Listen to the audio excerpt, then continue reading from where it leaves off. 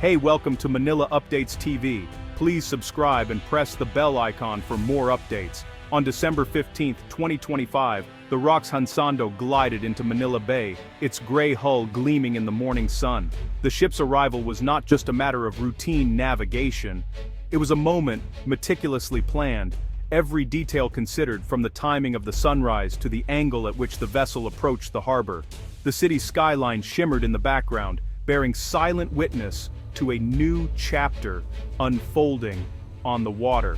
The arrival was precise, almost choreographed. Naval officers, diplomats, and media lined the pier, ready for the ceremony. Every uniform was pressed, every salute crisp, as if the entire scene had been rehearsed for weeks. The anticipation in the air was palpable, a sense that something significant was about to take place. Flags fluttered in the gentle breeze, anthems played, and the ship's commanding officer exchanged handshakes and smiles with Philippine counterparts. The symbolism was unmistakable. Two nations, side by side, united by shared interests and mutual respect. Cameras flashed, capturing what looked like a routine goodwill visit. The media's lenses focused on the formalities, but the real story was unfolding just out of frame. But beneath the surface, this was more than tradition. The expressions of the officers, their measured words and subtle gestures, hinted at deeper conversations and unspoken understandings. The timing was deliberate, coinciding with high-level defense talks behind closed doors. As the ceremony played out in public, critical negotiations were underway in private, shaping the future of regional alliances. The Hansando's presence was a signal. South Korea was reaffirming its commitment as a key regional ally. The ship's arrival was a message to friends and rivals alike. The partnership between these two nations was growing stronger. This was not just about friendship, it was about strategy. Every conversation on the pier, every nod between officers, was part of a larger plan to ensure stability and security in the region. The ship, a modern training vessel, symbolized a growing defense partnership. Its advanced technology and capabilities represented the future of naval cooperation, promising new opportunities for joint exercises and shared expertise. While the public saw ceremony, defense analysts saw a calculated move in a larger strategic game. Every detail, from the ship's itinerary to the composition of the delegation, was scrutinized for meaning. The real story was in the unspoken conversations and the message the Hansando sent. In hushed tones and brief exchanges, the future of regional security was being quietly negotiated. This visit was a prelude to deeper cooperation, hinting at future naval upgrades for the Philippines. The tour of the ship was more than a courtesy. It was an introduction to new possibilities, a glimpse of what collaboration could achieve. Every handshake and photo was part of a diplomatic dance, each gesture carefully measured. These moments would be replayed in news reports and diplomatic cables, their significance growing with each retelling. The Hansando's arrival marked the opening of a new chapter in Philippine naval history. It was a moment that would be remembered as the beginning of a deeper, more dynamic partnership. It was a floating promise of partnership and progress. The banners on the ship's side were more than decoration. They were a declaration of intent, a vision for the future. The event was comfortable, but the implications were profound. As officials mingled and exchanged pleasantries, the groundwork was being laid for a new era of cooperation and shared security. South Korea wasn't just visiting, it was making a statement. The captain's words at the podium echoed across the harbor, signaling a commitment that extended far beyond the day's events. The stage was set for something bigger. The harbor, now filled with ships and anticipation, was ready for the next act in this unfolding story. Manila's harbor had become the backdrop for a pivotal moment in regional security. As the sun set over the bay, it was clear that this was more than a visit. It was the beginning of a new strategic era for both nations. Official statements spoke of friendship, echoing the language of partnership and mutual respect that often fills the air at such high-profile gatherings. But inside defense circles, the conversation was about capability, about what each side could bring to the table, and how those assets could shift the balance in the region. The Hansando's visit came as the Philippine Navy planned its next modernization phase, a crucial step in transforming its fleet for the challenges of a new era. Whispers grew about the need for larger, more powerful warships, and South Korea was the favored partner, thanks to its proven track record and advanced shipbuilding industry. The timing was no accident. This was strategic communication at its finest, designed to send a message not just to allies, but to potential adversaries as well. The Hansando, docked near where key decisions are made, was a subtle showcase of Korean shipbuilding, a floating symbol of what could be achieved through collaboration. It wasn't just about the ship, it was about what it represented: advanced technology, reliable partnership, and a shared vision for regional security. The Philippines was already receiving Korean-built frigates, but the region's security environment was changing fast, with new threats and shifting alliances demanding even greater readiness. Planners knew today's ships might not be enough tomorrow. The pace of technological change and the unpredictability of maritime disputes meant that standing still was not an option. The next step?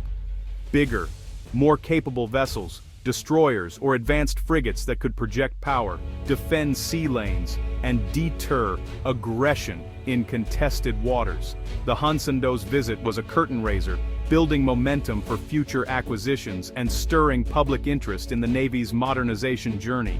South Korea was demonstrating commitment beyond hardware, offering training, support, and shared doctrine, ensuring that new ships would come with the skills and strategies needed to use them effectively. This was soft power paving the way for future hard power deals, as relationships built over coffee and conversation laid the groundwork for contracts and cooperation. The visit signaled that the next chapter in naval cooperation was already being written, with both sides eager to turn shared interests into concrete action. The real message, beyond the ceremonies and photo ops, was that the partnership was deepening, and the stakes were rising as the region watched closely. Manila's harbor was now a stage for strategic ambition, where every arrival and departure hinted at the future shape of power in the Indo-Pacific. The ROK's Hansando looks like a warship, but its true mission is education.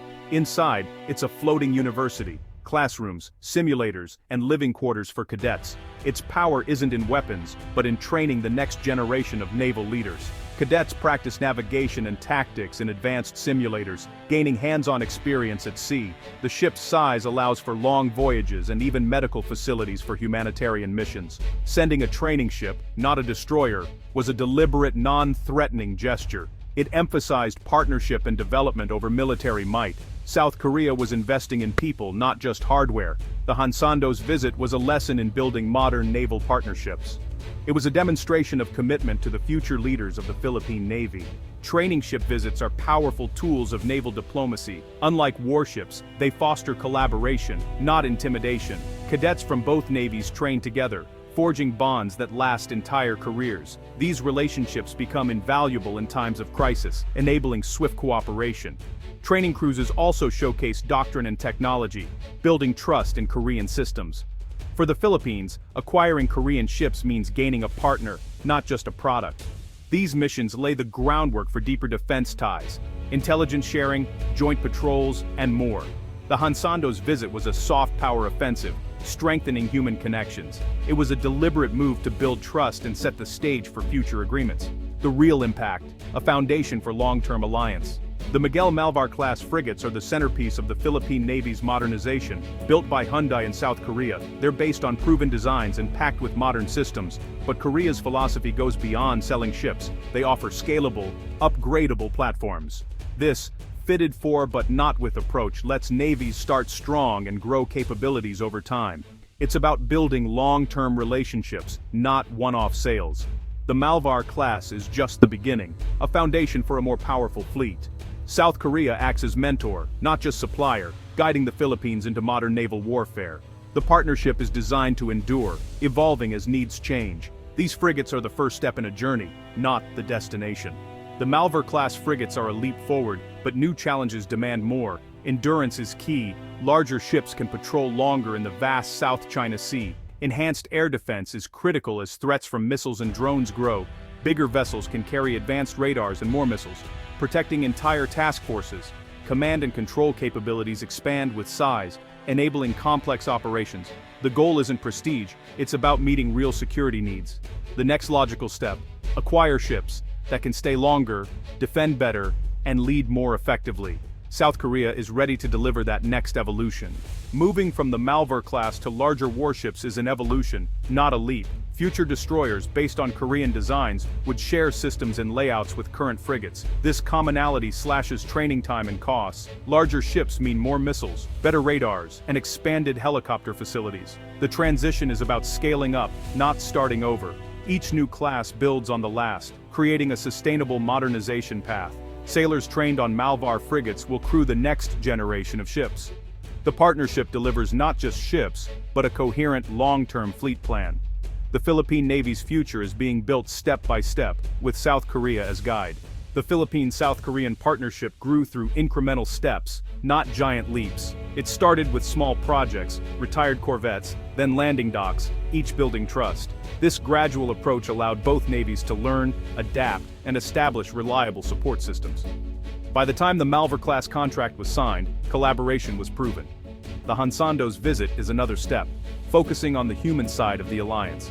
South Korea invests in training and leadership, not just hardware. This long-game strategy sets them apart. They aim for a 50-year partnership, not a single sale. Building a true alliance takes time, respect, and consistent engagement. The Hansando's visit is a small but vital investment in lasting strategic ties. The foundation is people, not just ships. The Hansando's visit isn't about selling ships or showcasing advanced hardware. It's about preparing people for the challenges of tomorrow. This mission is rooted in the belief that the heart of any navy lies not in its steel, but in its sailors. A warship's most vital asset is its crew. Technology, no matter how advanced, means little without skilled and dedicated operators who can adapt and respond under pressure. The mission is to invest in future leaders and sailors, building the foundation for tomorrow's Navy by nurturing talent, discipline, and a sense of duty that will endure for generations. Strong navies are built over decades through sustained investment in people, rigorous training, and the development of doctrine that evolves with changing times.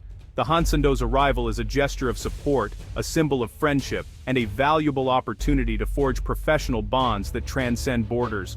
Trust is the true currency of defense partnerships, built not through contracts or transactions but through shared experiences, mutual respect and understanding. Every joint activity, every shared challenge is a deposit in the bank of goodwill, strengthening ties and building a foundation for future cooperation. The real journey to a stronger Navy begins with moments like this, moments of learning, camaraderie, and shared purpose. A simple port call can spark a lasting alliance, opening doors to collaboration and mutual growth that will shape the future. The future of Philippine naval power starts with trust, unity, and the unwavering commitment of its people, not just technology.